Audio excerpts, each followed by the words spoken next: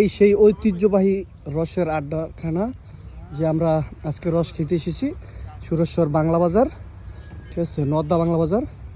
তো আমরা রস আইসা প্রথম পাইছিলাম না, তারপর আঙ্কেল আমাদের রস জোগাড় করে দিল।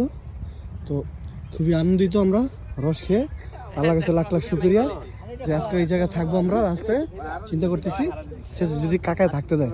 তো রস খেয়ে আমরা খুবই আনন্দিত, আলহামদুলিল্লাহ। খা ভাই খা, খা ভাই খা।